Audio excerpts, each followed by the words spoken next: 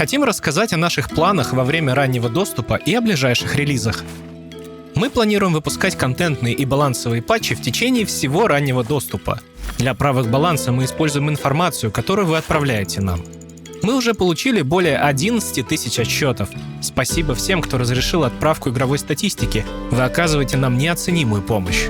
Также в течение раннего доступа мы будем выкладывать каждый патч, будь то балансовый или контентный, в публичную бета-ветку. Четверть игроков уже присоединилась к тестированию. Спасибо всем нашим игрокам, которые пишут на форумах, отвечают в соцсетях и вообще используют любые каналы доступа. Очень здорово, когда на форумах возникают жаркие дискуссии, когда сами игроки между собой пытаются подискутировать на темы, о которых у них совершенно разное мнение. Это здорово, это нам помогает. Мы замечаем вещи, на которые сами бы не обратили внимания. Наша аудитория оказалась гораздо более шире, чем мы ожидали. Кроме хардкорных любителей рогаликов, очень много игроков, которые вообще не знакомы с этим жанром. Им, конечно, тяжело, но они стараются. В патче 0.1.3 мы сделали ускорение анимаций, ослабили Василиска, а чуть позже полностью переработаем, и ввели сервисы перед боссами, чтобы можно было полечиться, удалить или улучшить карту. Мы добавили управление профайлами игроков. Теперь можно создать до 5 профайлов, прогресс в которых будет сохраняться раздельно. Также в версии 0.2.0 появились достижения Steam. В этом патче мы добавили уровни сложности. Возможность переиграть бой, которую так сильно ругали хардкорные игроки, теперь останется только на легком и среднем уровне сложности.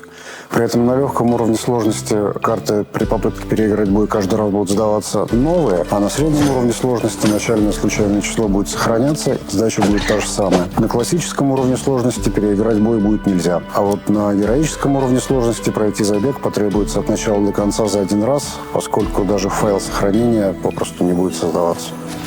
И, наконец, главное новшество — Василиса. Именно ей патч обязан цифрой 2 в номере версии. Василиса путешествует со свитой из мамок-нянек. Они помогают ей наносить урон и защищаться. Сама она, конечно, тоже может наколдовать урона или брони. Мамки-няньки от этого воодушевляются и копят силы. Умелая мамка-нянька набирает заряды, когда Василиса применяет умения, а отважная вдохновляется атаками хозяйки. Специальными умениями Василиса может приказать мамкам-нянькам использовать свои способности.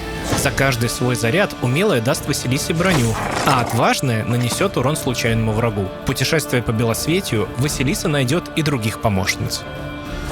Мы создавали Василису, основываясь на артах Романа Попсуева. Самый запоминающийся ее атрибут – это мамки-няньки.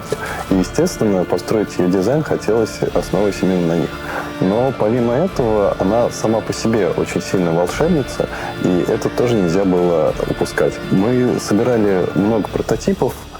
Первый был готов еще зимой, было много переделок, и в итоге победил текущий вариант, в котором мамки-няньки вдохновляются теми действиями, которые совершает игрок. При этом можно собрать как в прямой урон и защиту, так и в использовании мамок-нянек.